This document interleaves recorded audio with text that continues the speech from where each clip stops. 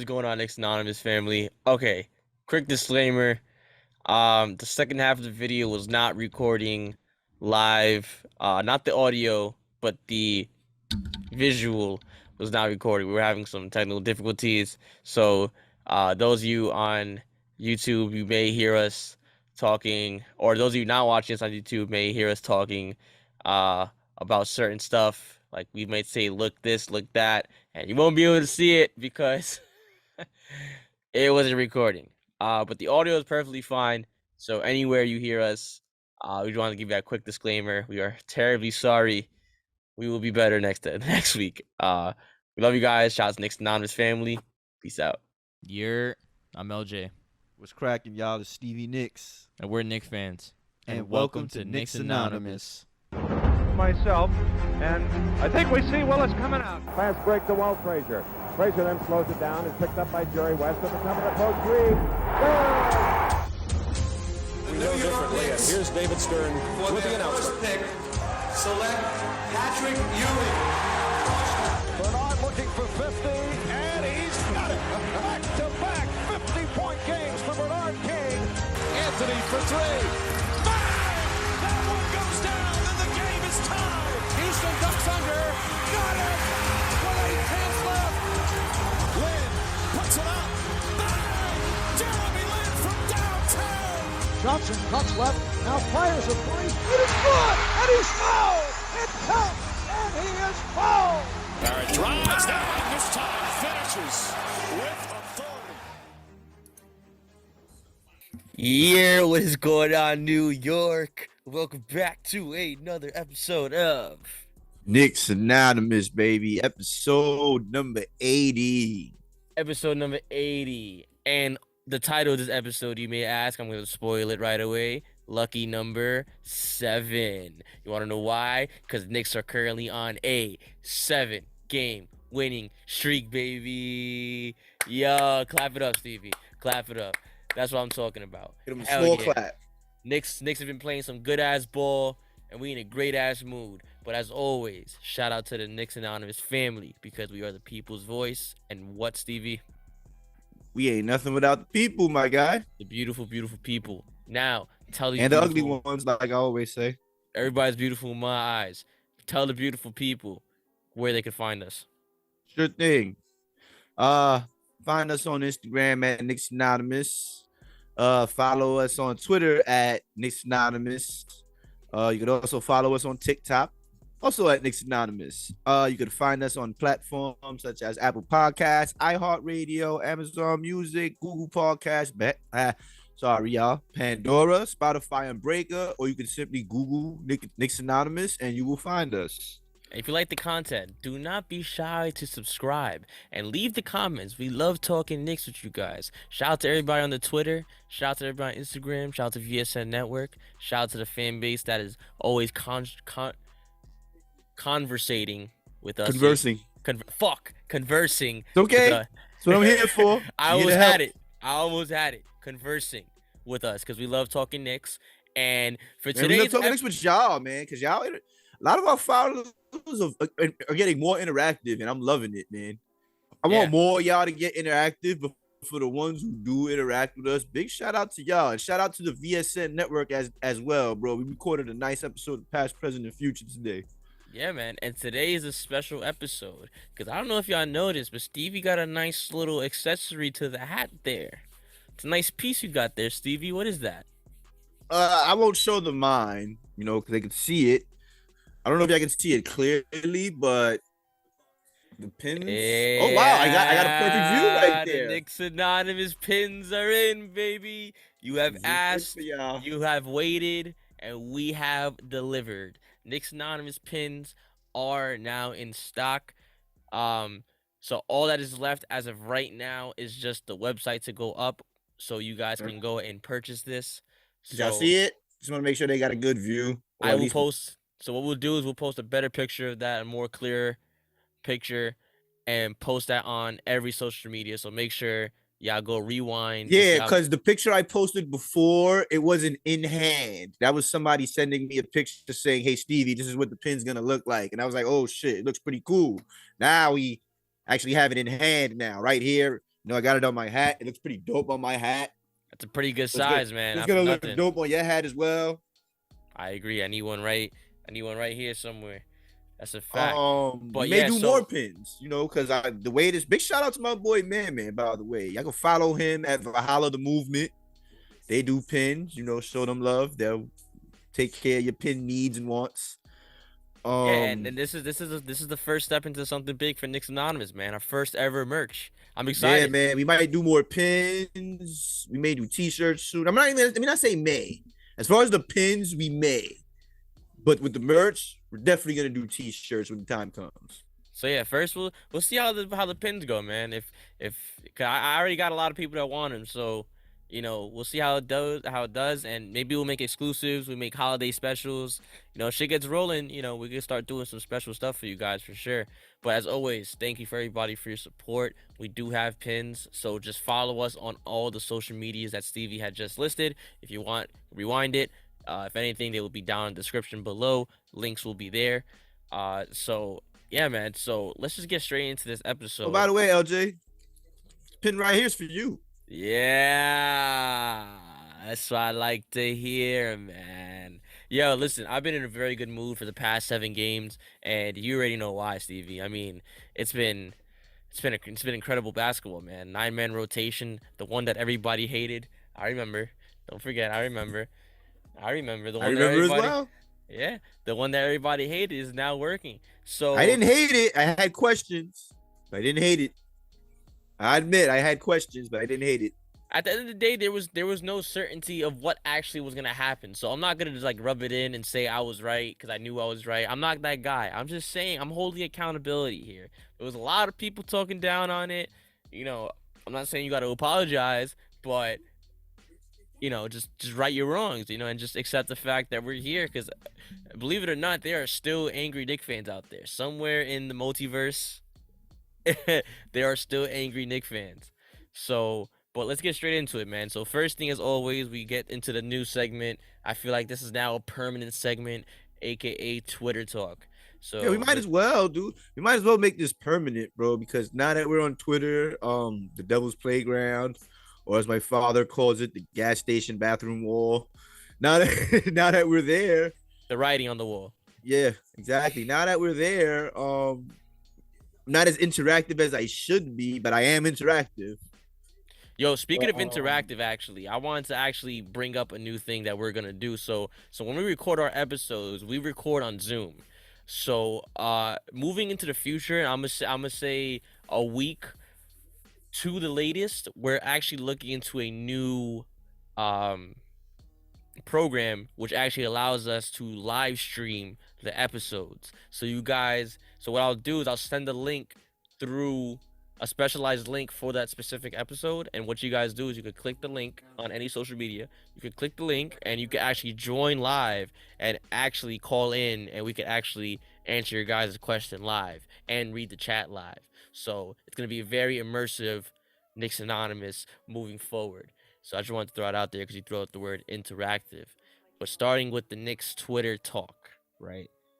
First thing I want to say, the Knicks are currently 16-4 in the clutch. All thanks to the main man himself, ATM. I'm not gonna say it's all his. In the clutch, what do you mean? In the clutch meaning games that are going down the stretch within, I think it's under 10 points. So if we're in the fourth quarter and we're down usually like 8 or lower, we are going to win.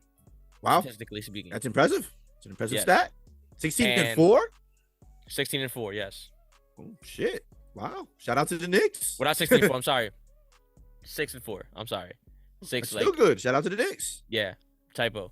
But basically, statistically speaking, we are winning in the clutch. And I said it during the Pacers game. If the Pacers would have kept us, if the Pacers continuously left us just hanging around within the 5, like if they didn't run away with it, we were going to be on their ass, like 100%. And I feel like that's really what I love about the Knicks now, is that I feel like that about any team. If you leave us in the game, we are going to most likely, more likely than not, actually capitalize on those. And it's crazy because the Pacers game, we had a lot of shitty turnovers. lot of stupid turnovers, and we still pulled out the clutch. Granted, the Pacers are a young team still developing, but they have been doing some damage lately. They've been doing some serious damage lately, and we were actually tied with them for the 6th seed, and I believe this brings us a game above them because we beat them. So we're still the 6th seed right now. We're actually a game or a game and a half out from the 5th, actually, which is Philly. And we play them Christmas Day. Yeah, all I want for Christmas is a W. Shout out to my vocals. You know how we do. But man, all I want for Christmas is a blowout W. How about that? For once. That would be a big game for Mitch, not for nothing. But not for nothing. Mitch usually shows up against Embiid. If there was a stat line, what do you think he's up? You think he's over 500, below 500, or maybe in the middle? What do you mean? Like games played against him. Like, do you think? Oh, like his loss record? It's definitely under 500 because Philly's killed us for the past couple of years. But Mitch usually plays a good game. Mitch usually shows up against Embiid. He gives, Embiid cooks, but Mitch usually gives him some trouble. But yo, bro, they better blow us out, man. Because if they keep it under 5, they could be on that ass. Oh yeah, we're clutch. What are we? 6-4? We'll make it 7-4. So I just looked it up again. We are 7-6. 7-6. Okay. At least we're above 500. So we should work on that. That's something we should work on. Yes, we are 7-6. There's something wrong with that stat, but it's what I read. So I'm gonna just keep it at that. It sounds about right. But I think we may be like 7-4 more likely. But are you sure? 7-6 or 7-4? No. It says 7-6 online, but it feels like 7-4. It feels like 7-4. That's weird, but okay. Yeah. So pretty much the point here is I want to make is that we're clutch as of right now, and it goes back to the whole finishing situation. Like we used to say we never had a finisher. So in the 7-game winning streak, all we've been doing is finishing games. Mostly Jalen Brunson. So ATM. That's been the finisher. ATM always cash out. Dude, that man is automatic. Still one of the best signings the Knicks has ever made in the past 8 years. Dude, he is working for that max, man. He's going for all the monies, all of it. So he just needs to keep this up, man. All we need to do is actually just keep building on what we have right now, because what we have right now is working. Yes, and definitely. You can't say it's not. You cannot say it's not. We are on a 7-game winning streak, and we're way past fluke, which brings me to another topic at hand with the Twitter talk. A lot of Twitter talk is saying that the Knicks win streak as of before the Indiana Pacers game has been a fluke. Do you agree? I disagree. Why not? Again, we can only play who's in front of us. We beat pretty decent teams. I won't say they're great teams, because Chicago's a good team. As far as their roster, they have a good roster, just not playing well. Just so happens we're playing better than them, and we beat them twice. I think the biggest upset within this winning streak has to be the Cleveland Cavaliers. Definitely. That was a great performance, not for nothing. I would say that as far as defense goes, that was one of our best defensive performances. Especially the way we held down Donovan Mitchell. That was cool. And it keeps on going, honestly. Dude, we beat the Hawks with Trae Young, because everyone said, because remember, we lost to them the first time and Trae Young was out, and everybody was like, oh. Actually, no, he was there. He just didn't have a good game. This guy killed us, DeJounte Murray. No, yeah. I'm talking about last game, how Trae Young was, I think he was ejected or he got hurt or something like that. Something, he left, and everybody was like, oh, you guys are lucky because it could have been worse because Trae Young, wasn't playing. Well, guess what? He played, and we held it down against him. Fortunately enough, the Hawks are built to where if one guy goes down, the other can step up. So, DeJounte Murray was definitely on the case, but it was not enough to stop the Knicks defense. Because, so out of 7 games, I just wanted to bring this out here real quick. Out of 7 games, 1, 2, 3, 4. 4 of those games out of 7 games, we held a team under 100 points. That's pretty good in today's NBA. You know, the way everybody fires away threes, like there's no other, like 2-pointers don't exist. You know, like that's pretty impressive, man.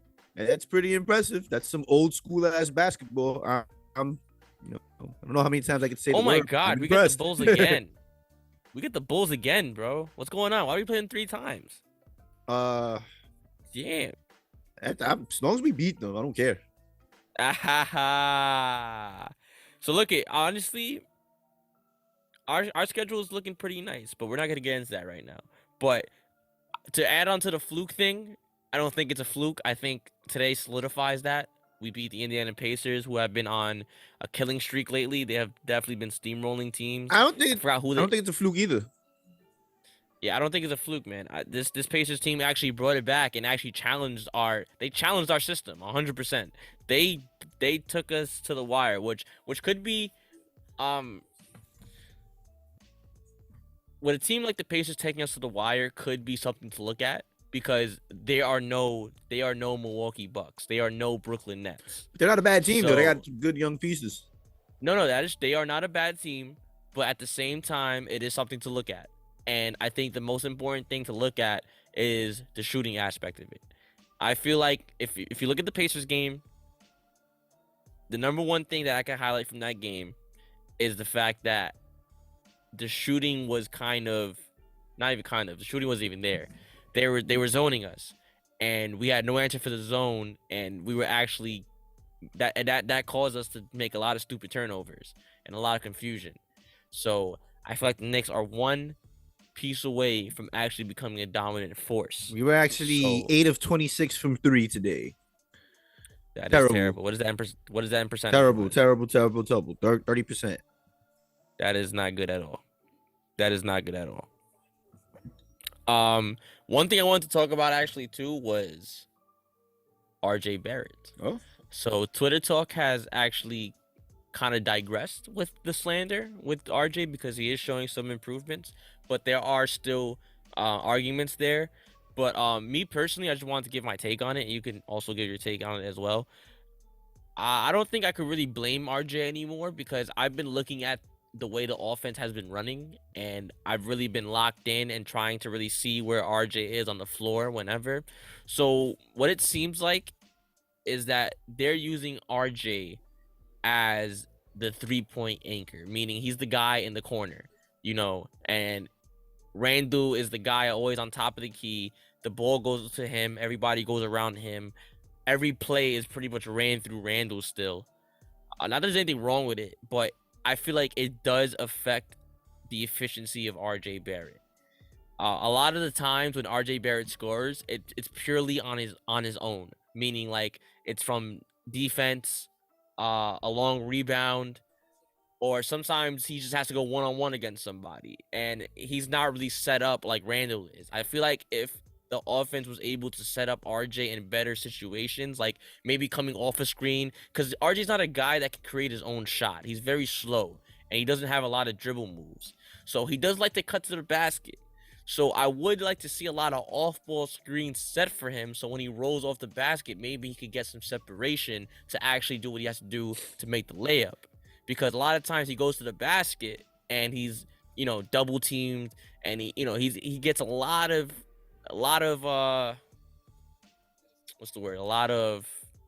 heat, in the kitchen. A lot of heat in the kitchen, and it's tough for him to get a shot up.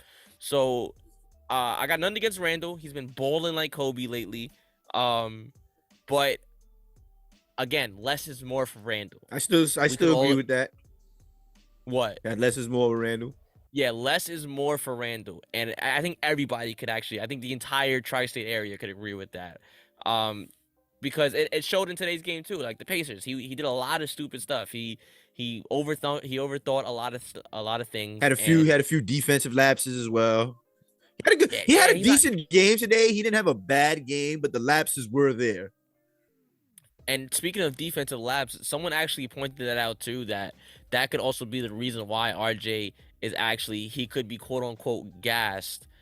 The fact that he's actually helping. He not only does he take the toughest assignments on defense, but he also has to most of the time help for Randall's man. So he's basically defending two people at once. But I don't think that's really the main issue. I think the main issue is the offense and how they have him set up. So this goes back to the 3-point thing. I think we need to get somebody that to take that role away from RJ and have RJ actually doing what RJ needs to be doing. I agree. Which is mid-range and going straight downhill. Because I don't like the fact that they're moving the ball and they have RJ just sitting in the corner, and they expect the guy that's shooting 28% from 3 to get that in. RJ is a very streaky player. I'm not saying, because this is in general. I get it. RJ has games like today. Well, actually, he shot 0 of 3 from 3 today. If you want to get technical, he shot pretty good from the field. But in general, he's shooting, scratching the 30% mark, which is not good, especially if you have a play being ran for him to shoot it. He shot well today. He was 10 of 19, but unfortunately 0 of 5 from 3. Oh, I said 0 of 3. Shit, 0 of 5. Damn. So, yeah. So I can't really be mad at RJ. I feel like that's the coaching thing. And I don't think it's a coaching thing. I think it's just a lack of pieces that we have. So RJ's just kind of filling in that gap. Right. So in terms of that, though, RJ's been great. The fact that he's producing what he's producing on his own, really. Now, imagine if we can incorporate him in the team offense, how much better he can be. And I think it's time for Tibbs to start trusting him so all those plays that Randall gets, RJ should get. And since Randall loves to shoot a lot and hit him at a high percentage, why not have Randall just sit there for a little bit? Not if you don't want to give all of the responsibility to RJ, then just switch it up one time. 3 plays, Okay, hear me out. No, go ahead, bro. I'm done. That was my take. What if I said he has to trust both of them less and trust Grimes with that responsibility? Because Grimes has been hitting his three-pointers at a high percentage during this win streak. I don't know the exact number, but I'm trying to get the numbers up while I talk about it. That's a good that's a good look, because they could switch, because the way it's set up is Grimes is on the wing and RJ's in the corner. Maybe you could switch it with RJ on the wing because he's more of a downhill type of player, so maybe he has more room to work with on the wing, and then have Grimes to be the kickout dude. I have no problem with that. And RJ is a lot of people respect RJ on his drives. When RJ goes to the basket, you at least see 3 defenders down there waiting for him. So RJ draws a lot of attention to himself.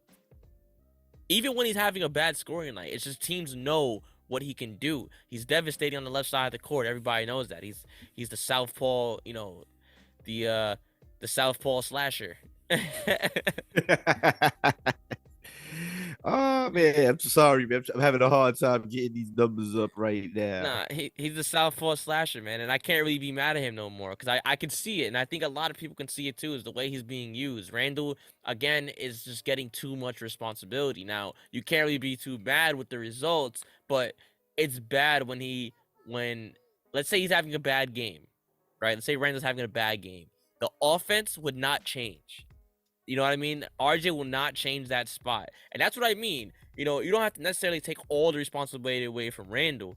It's just when Randall's not cutting it, switch it with RJ. Have RJ come up because he's a big body. He can set screens. So have him come up, set the screen, and then have him, roll, stop it right there. If he wants to shoot a 3, he could shoot it right in front of the basket. Boom. Straight on. Easiest 3 in the game. Or, corner is the shortest, but I think straight ons are the easiest 3 in the game.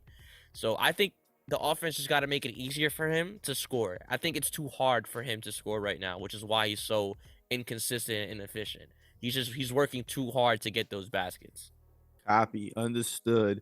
Now that you got that out the way, I apologize, y'all. Again, I should have been more prepared with these stats, but I actually have them now. Check out these numbers for Grimes these last 10 games. Dude, he's averaging 11 points, 4 boards, 1 assist, 1 steal, almost a block. He's averaging 0.7 blocks. I'll round it off. Only 1 turnover. Pretty good. And he's shooting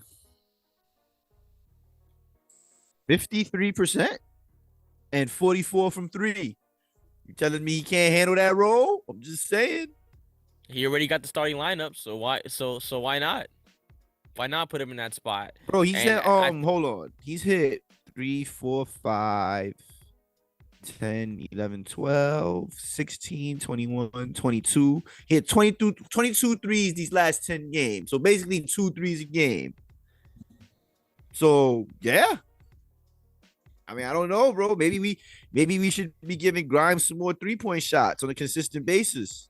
So do you still have that Bulls game? Actually, you know what? I'm gonna look this up right here. Look it. So let me see. How many shots did Quentin Grimes? How many threes he took? Today? So Grimes took 3 threes. RJ took 5. Lower, even though Grimes only hit 1 of 3, which is, you know, because 1 more 3 is, so 1 of 3 is what, like 40%? 1 of 3? 1 of 3 is 33. 33%. Okay, that's bad. Really bad. Which is weird because it's 1%. It's 1 shot away from 50%, which is crazy. So that's fun. That's how funny 3-pointers work. That's so crazy. It's 1 shot away from 50%. So I can't be too mad at that. So let's say we gave Grimes 1 more 3-pointer though. I say he hits it and goes 2 of 4. I agree. You know what I mean? So he's definitely. So that you can't argue that he's not a better. You can't argue that he's not a better shooter than RJ because he clearly is, especially from 3. RJ's just a way better, more sorry, I kind of got tongue twisted right there. RJ's just a better creator than him, even though RJ's not that great of a creator himself. And not for nothing, Grimes can create a little something. You know, we have seen him create his own shot, so the potential is there for him to get better at that. Yeah, and you know it's tough. So I'm not saying Tibbs is using RJ wrong because RJ has been, you know, doing his thing, but I think that is why he's so inconsistent is the fact that he's not in a position where he's used to being in. So either he adapts to the position that he's in, which I don't think he will. I don't think he's a 3-point shooter. I don't think he will ever become a 3-point shooter like that. I think he will hit the threes when it matters at times, but I don't think it's his duty on this team to just sit there and shoot the threes. You know, especially when you got Randall, like guys like Randall chucking up 8 threes and hitting 2. Agreed. So something's got to change, and you know, like we always have, we got Fournier on the bench with Cam Reddish, you know, package inevitable for a trade. Like Stevie and I said, we've been stressing it for a while. We definitely need a shooter, so it could take the load off of everybody, not just RJ. Everybody. It spreads the floor. It's gonna be a wicked situation if we get a valid 3-point shooter. I feel like that's really all we're needing right now, to be honest. I agree. I still say an A player, bro. An A player and a shooter. So what if the A player is the shooter? That'd be crazy. That'd be ill. Get it all in one. Not kill 2 birds with 1 stone. Stay enraged. But stay enraged. we were talking about RJ. Since we were talking about RJ before, check this out.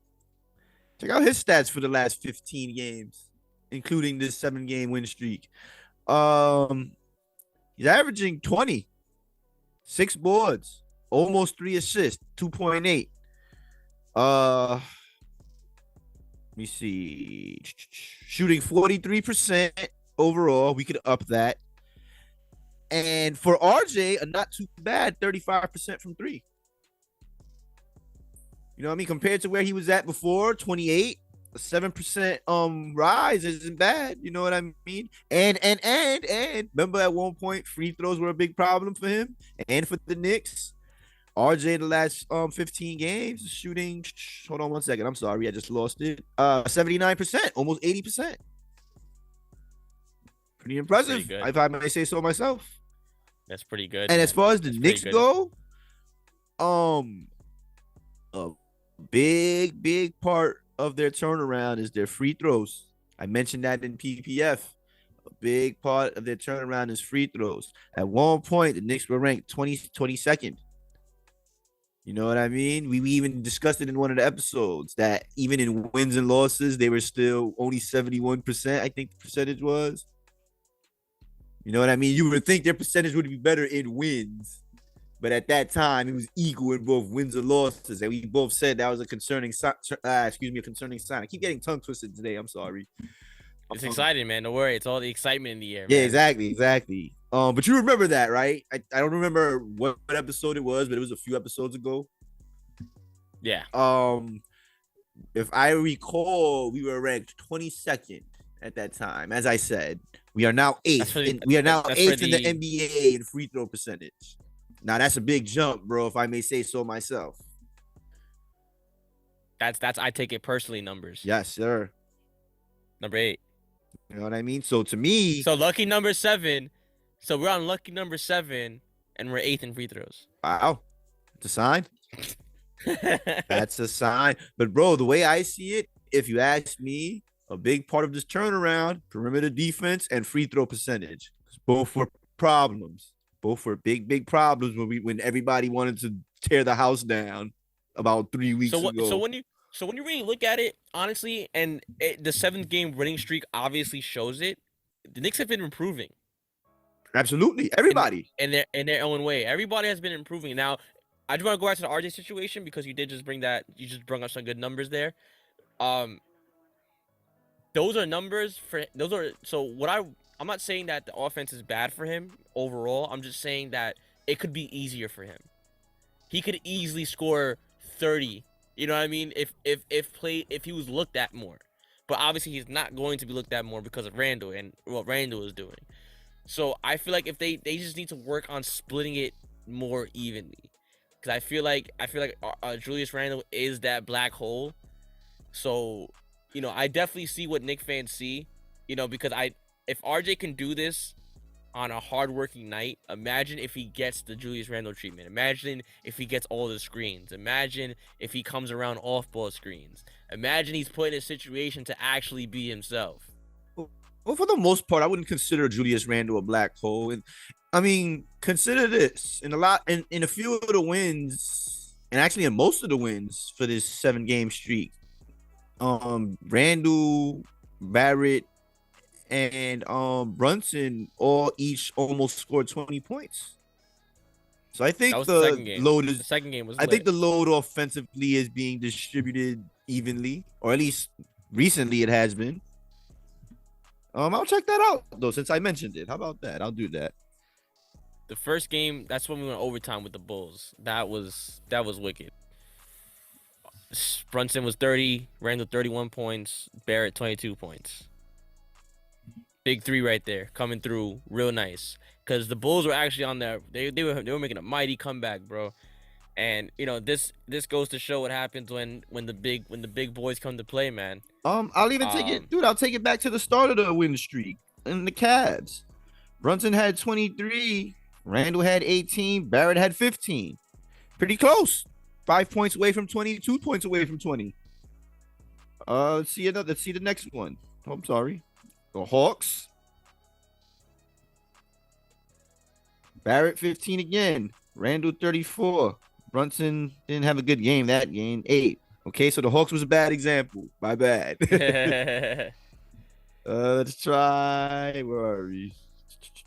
The Hornets. Barrett 26, Randall 33. Hell yeah. Brunson 11, but he had 11 assists.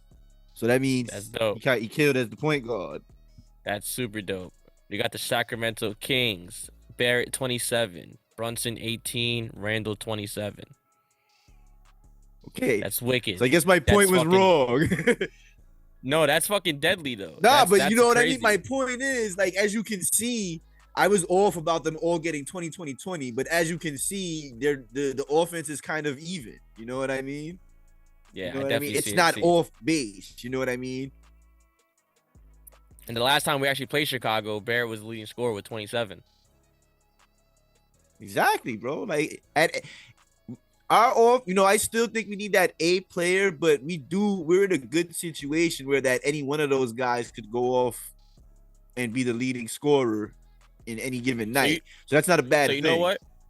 So you know what? Here's my thing.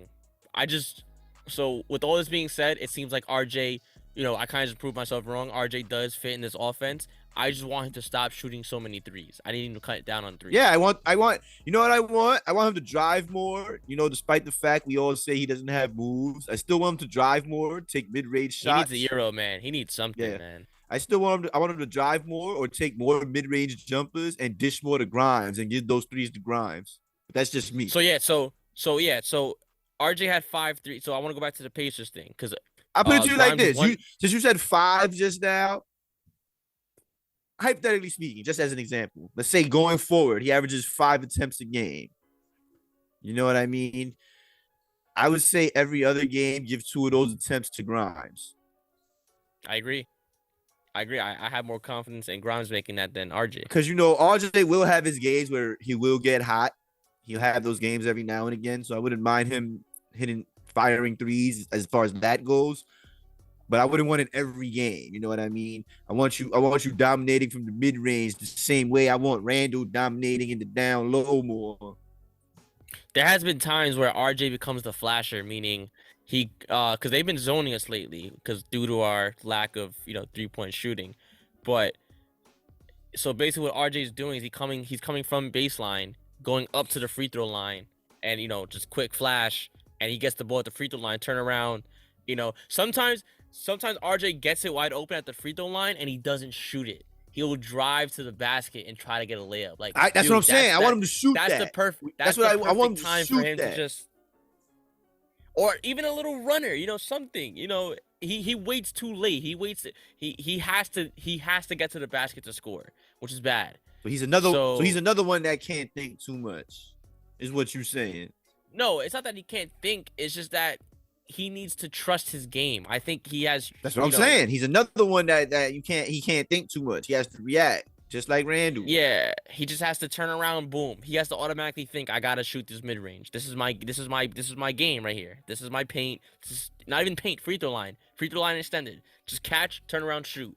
Because I've seen him go into a lot of Randall situations where he'll get it and he'll have like a wide open like runner or something, and he'll go right into the defenders and try to get a foul. And like we discussed previously on episodes. Wait. So he's a fidget spinner without the spin.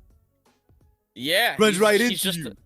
He's just a fucking train. Like, he's the freight train. Yeah, he's just a freight train, dude. And he gets a lot of charging fouls because of that, if you haven't noticed. That happened to him twice in the Pacers game, not for nothing. He gets a lot of charging fouls because he just goes straight through people. He doesn't spin around nobody. He's the fidget freight train. Yeah. Yeah. It's a good way to put it. I'll tell you, he's the Southpaw slasher, bro. The Southpaw slashing freight train. That's not a bad nickname for you, RJ. Not for nothing. Look at you're doing good so far, RJ, but you can be doing better. Now he's picked it up though, bro. Like I said, just heard the stats I read, so he's doing way better than he was before. For sure. So the Pacers game, right? It kind of showed a lot of situations with Randall. We kind of briefly talked about it with the RJ situation, but I just want to bring it up again because I know a lot of people are going to start hating on Randall even though he did do good in this game against the Pacers. And if you're wondering why we're talking about the Pacers game so much, is because that's really the game that we were actually honed in on. Yeah, I had that as a loss. Yeah, and we actually contained Halliburton. I thought we would lose because of him. In particular, and we actually held him down, even though he had like 10 assists. And not for nothing, he was the one that took the last shot, and who was on him? Julius Randle. So shout out to Julius Randle for that clutch defense, man. He gets a lot of shit for defense, but he held it down right there. He's had a few chase down blocks the past few games. He's been hustling lately, dude. I'm not gonna lie to you. He's definitely been hustling. He's just got to work on his attitude situation. He gets into these mindsets where he just does too much. And it showed a lot in the Pacers game. It showed that he was just kind of looked like he was doing too much, like he was doing the catch the ball OI situation, like he was just thinking. So RJ has that too, bro. He has the OI situation. He's developing that. And just for newcomers, if you don't know what the OI situation I'll explain it. Let me explain this. Go ahead, Stevie. Basically, I said Randall's problem is he has to think less and react more. Once Randall gets the ball, here's how I know Randall's gonna most likely do something good. When he gets the ball and starts dribbling as soon as he gets the ball, that means he's in control. That means he knows where he's going and what he wants to do. But when he gets the ball, doesn't dribble and does this, the triple threat. In my head, he's thinking, "Oh, all right, here's what I should do." That's why I said he can't go, "Oh, all right." When he does a "oh, all right," most likely something bad gonna happen, or he gonna miss off rip. Yeah, usually it's not really good. He's wild, man. And when he's out of control, he's out of control for sure. He's diving, he's throwing his body on the floor, he's doing jump passes that everybody hates. So my question is how can we make Randall's game more efficient? And that goes back to the RJ thing. I think there has to be times Post him where more. him Easy answer. Yeah. Post them more. And there's times RJ needs to they need to make an offense where RJ and Randall switch in terms of responsibility, because we all know Randall can't handle big responsibility. Not that he can't, it's just statistically he will not do good in a situation where he's thinking. Everybody says it, his IQ is horrible. I even said it on Twitter a couple times, but in order for Randall to actually purely succeed with no flaws, he needs somebody to take control of him. And he's said it too. He Jalen Brunson gives him a peace of mind. It's just that I think when he's hot, it's hard to get the ball back from him because he's, I'm sure he's that type of player where he's like, I've seen him demand the ball. I've seen that man demand the ball, and And I actually like that about him, believe it or not. Yeah, that's what RJ needs to do too. RJ is not assertive. He's very passive. Yeah, he needs to demand the ball more. I agree. Some could say he's, it's the Canadian way. Who knows? Shout out to my Canadians. I don't know. Let me know, Canada. Yeah, passive or yeah, aggressive. I've seen a couple of aggressive Canadians out there. Maybe we got the wrong one. We got the wrong maple tree. Who knows? I don't know. But RJ needs to start asserting himself more in this offense. Man, that ball, bro. So maybe it's not the offense. Maybe it's just him, accepting the role that he's given. Bro, I'll tell you what. I don't think he should take that. In order for both of them to be more efficient off rip, Randall has to be in the low post more. RJ has to be in the mid range more. Less threes for RJ. Less threes for Randall as well. But I would much rather Randall shoot threes than RJ, in all honesty. Yeah, like I said, 4 threes. That's good, man. If you're on 4 threes is all I'm taking. No. If Randall takes 4 threes and he hits 2 of them, I would let him fire a few more. See if he hits those. Like what? 2 more? 1 more? Yeah. If he's hitting, keep firing. You know what I mean? If you see he's on fire, let him fire. He's on fire, let him fire. And this is why Quentin Grimes' job is going to be so important, because his duty is to make sure that these guys don't get doubled when they're in their mid-range territories. Because what happens is, if Grimes is on fire, the flamethrower that he is, it puts the defense in a very sticky situation. You can't zone, because if you zone, Grimes is going to shoot you out that zone. Yes, sir. I agree. Even Randall. If we could just assert our dominance on the outside, I feel like that's really all we need, bro. Is we just really need to assert our dominance on the outside, and it opens up everything. It opens up RJ's mid-range. It opens up Julius Randle's mid-range. And mind you, they're putting up these numbers with a congested paint. Imagine this paint like the Red Sea. Hard to. Dear God. Huh? Parted. Dear God, bro. It would be the next coming. Yo, we would be a very dominant team. I'm not saying we're dominant now because we're missing that said piece, but the moment we get that piece and it actually works and clicks, we will be dominant. I can say that 100%. Bro, like we said, we need shooting, perimeter defense, and if that could be one player in a perfect world, cool. If it ends up being multiple, even better. Well, as long as it works. Yeah, as long as it works. That's where I'm at. And I love the patience. You gotta love the patience, because a lot of Twitter talk is also on Leon Rose's neck about the way he drafts and picks things. People say he's a very business-minded guy and not so much as a basketball-minded guy. But if you look at it, everybody on the floor, in essence, is a dollar sign, and that is your investment. So whichever way you look at it, business or not, it's still a business, because I'm investing this money into you to give me this amount of production for this amount of time. So from a business aspect of it, a businessman always wants to make sure he gets the most bang for his buck. So That's the truth. it's kind of good that he's thinking of it like this because he doesn't want his money to go to waste. Has he made some mistakes? Yes, with Kemba Walker. Because I know that's gonna come. I know people are gonna be like, "Oh, he fucked up with Kemba Walker. He fucked up with Fournier." Yeah, we get it. But the thing is that he didn't overly invest in these guys. These guys are actually movable contracts.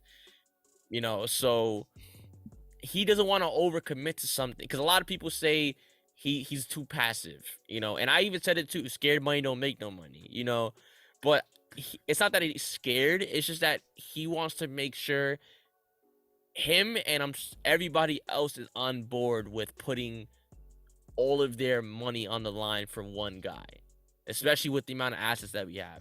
Because it's not an easy thing to pick somebody, go all in, and then have them not work out. That's gonna set you back a whole lot. Everything we worked for, and it fails in that manner, we'll be right back to the Knicks we were, with no assets, no money, and just a mid-average or below-average team. If shit really does hit the fan like that, We don't want that. You gotta really and you gotta respect the patience. You have to, because for the longest we've always been arguing the Knicks jumped the gun too early. Now everyone's saying we jumped the gun too late. It's like never enough. Actually, they're saying we're not jumping the gun at all. You know what I That's mean? what they're saying. They want us to jump the gun. Yeah, that's what I'm weirded out by. They want us to make a move just to make a move, bro. Nah, this is chess, my guys, not checkers. We've been playing checkers in the past now. Now we strategizing. And so far, it look like it's working, bro. Like, we got movable pieces, we got draft picks. Salary cap's kind of messed up, but it can be fixed, because as I said, we have movable pieces. So we're in a good position. Nick Twitter just need to chill. Put this in perspective for a second. A guy like DeMar DeRozan, because we did talk about this on PPF. A guy like DeRozan, his contract is the equivalent to Fournier and Cam Reddish and Quickly, pretty much. I believe so, if I'm not mistaken. Let me go look that up. I'll look up his contract. I believe his contract is just because how much is Fournier getting? 20 mil? I think 18, something around that area. No. So okay, DeMar DeRozan is getting 20 mil. I'll tell you right now. Fournier is getting 18.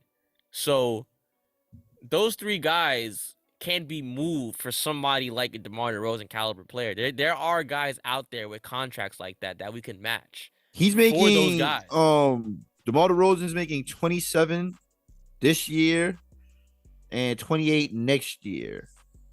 That's not a bad contract to have, only for 2 years. I wouldn't mind gambling on DeRozan, and he's still not an injury-prone player. He's still on the top of his game. I wouldn't mind having him. We don't have to necessarily get him. I'm just using him as an example. Like, we can move these guys for guys like him. There's contracts out there that are matchable because we didn't overpay them, we didn't underpay them. We paid them just the amount that we can move them. We could package them up and move them. We could go small, we could go big. The best thing right now for New York is the fact that everybody is focused on the destination and not the journey. Have you ever heard about that? That it's more savoring. The journey is more savoring than the destination. I've heard that before. I've heard that before. So what I mean by that is that, like, you got to really appreciate the fact that we have so many options. Everyone is saying, oh, we could do this, we could do that, we could do that, we could do that, and not realizing that everything they're saying is options that we can do because we have the assets and flexibility to do so. That's the bigger picture here. The fact that we're able to do all these outrageous things people want to do is we're actually able to do it. We don't do it because it's outrageous, but the fact that we could do so many different things at so many different times is amazing to have. Is leverage. It's something the Knicks did not have for years, and we have it. And the fact that we have leverage in the place that we are in right now, who knows what we could attract? Who knows who would want to play here with a guy like Jalen Brunson? Because everyone said no one wants to play with Randall. Okay, how about Jalen Brunson? Yeah, he's almost averaging. He pulled up. He's almost averaging 8 assists. Oh, so he's. I was gonna say, bro. Fun fact: since you brought up DeMar DeRozan before, while you was talking, I did a little GMing. I basically traded I traded 48 Cam Reddish, a 2023 first, and a 2024 second for DeRozan. Ended up being a successful trade. Check it out. Bing bong. And yo, the Bulls are not in a good space right now, man. They're losing. DeRozan might want out. You know, Bulls might want to look in a different direction. I mean, Knicks management was there during those Bulls games, and a lot of people Both. Yeah, a lot of people were speculating. They were looking at Levine, and Schmitty was. I think it's DeRozan. That's what I'm saying. Schmitty speculated it may have been DeRozan. Schmitty might be onto something. Who knows? DeRozan would make us contenders, believe it or not. Like this year, we just need to fix the 3-point situation. Bro, we're a way better team with DeMar DeRozan. I don't know if we're an NBA Finals contender, but we're definitely a better team. Especially what we just gave up, 100%. 100%. I know I love Quickly to death. But for you to say you would rather keep Quickly than DeMar DeRozan, you got to be a little crazy. And again, his contract comes off the books next year too. So again, we could work out a deal if he wants to stay. Yeah, if we do good, if we like do really good, that's something to think about. That's a good look, man. That's a good look. I'm warming up to the idea of DeRozan. I am. The only thing within that situation that we would have to fix is the 3-point shooting. Exactly. Yes, we would have to get a shooter. No ifs, ands, or buts. I agree.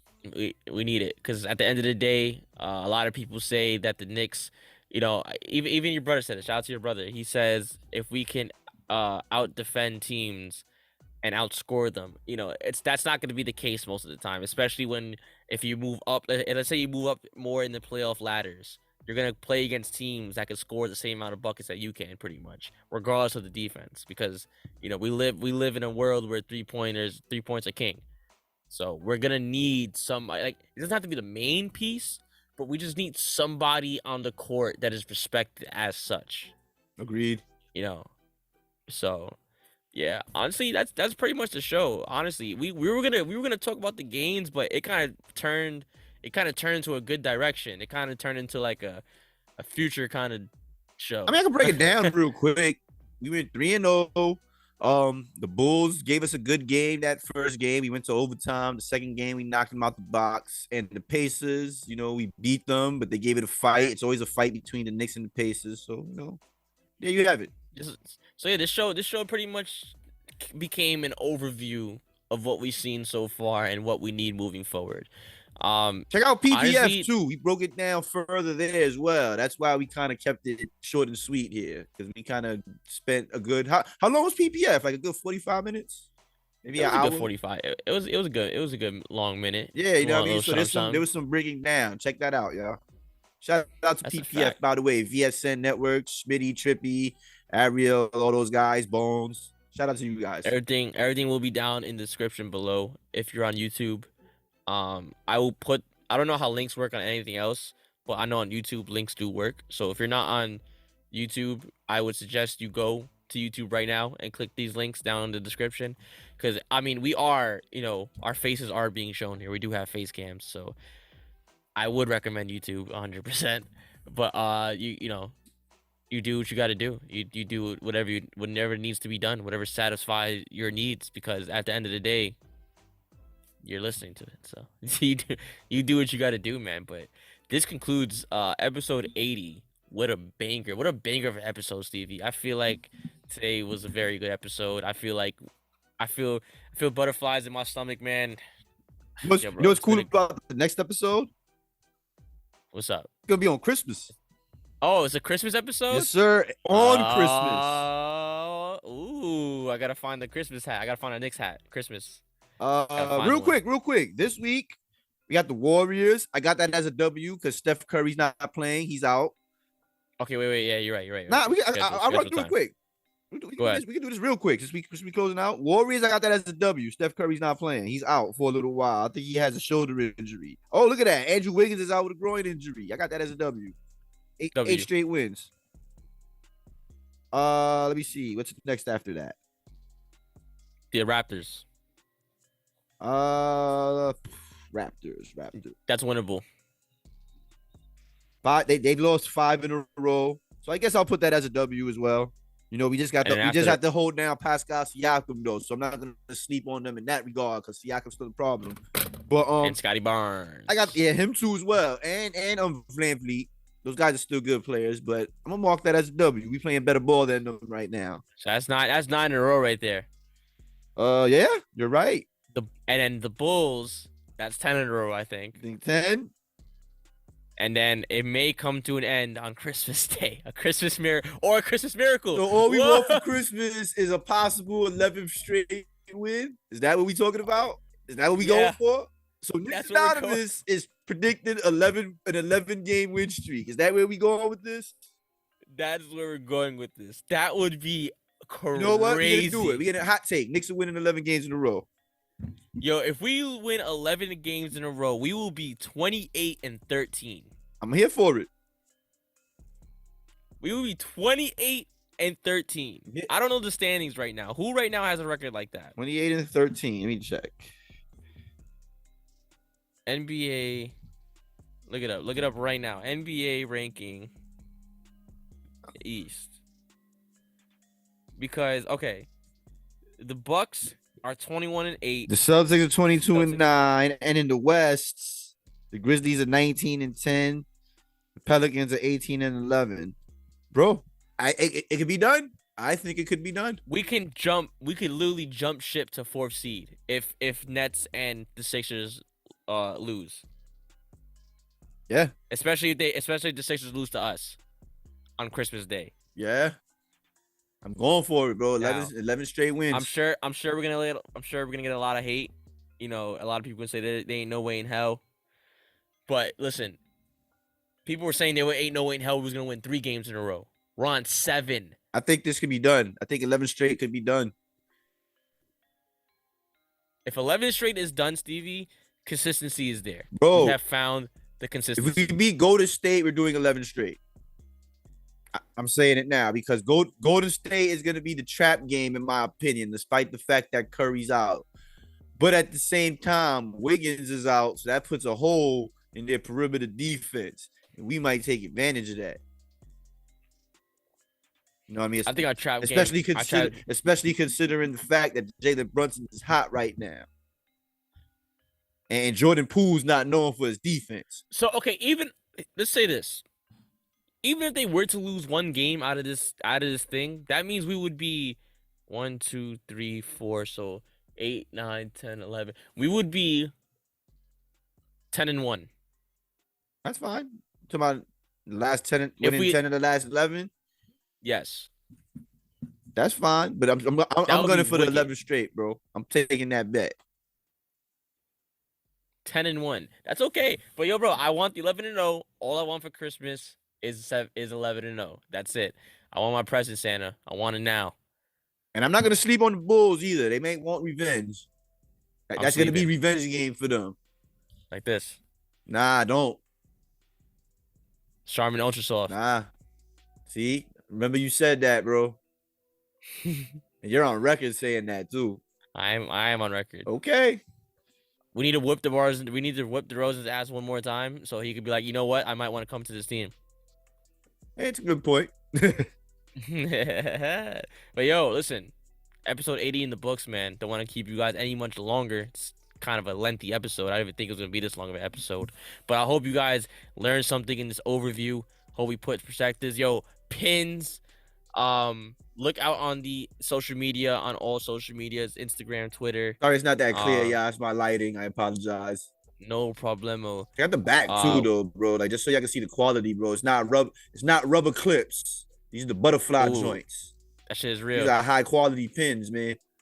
That's official tissue right there. But yeah, yo, so website is in the making. Almost done. Now that we got the pins, we could definitely move forward with the process. So I say the website is going to be up and running sometime this week. So just stay tuned. Really? Yeah, I believe You didn't so, tell me that. man. Oh shit. That's great to hear. Website coming No, soon. yeah. All I needed was the pins to come through. So, you know, now we're there. I just gotta fix the about page. You know, it looks a little cheesy. Hey, we got to start somewhere. But yo, yeah, listen, man. Knicks Anonymous is growing. We got merch. We got website. We're doing shows all over. Yo, we're gonna be doing live episodes soon. We're having guests, you guys call-ins. Yo, one day we're gonna do a show in a bar. That's my goal. I want to eventually do a live show at a bar while we watch a game. That'd be dope. That'd be pretty cool. Nice little booth. That'd be dope. And have people come in every now and then, like, yo, come talk. That'd be dope. Yeah, it can be yo, done. It can be done. Stay tuned, man. Yeah, stay tuned. Listen, because at the end of the day, we are the people's voice, and we are nothing without the mother. Keep it PG. Without the people. Yo, honestly, that's another thing too. I gotta cut back on my cursing a little bit. I did slip up a couple of times this episode. We but don't I've been curse trying to that limit- much. I'll say I've been trying that to much. limit it. You know what I mean? If you want, I don't mind cutting down, but we don't curse that much. Nah, yeah, we could cut down. Family friendly, you know. We gotta respect all the little youngins out there that might be watching. Yeah, Do not apologies to y'all. repeat any of the words we say, and do not blame us if your parents catch you. Yeah, It's not my fault. facts. This is my disclaimer. Sorry, it has to be at the end of the video. Stay enraged. But yo, we love you guys. Knicks Anonymous family. We love everybody. Shout out to you guys. I am LJ. Stevie in the building. We are Knicks Anonymous. And we will see you guys On Christmas. next week.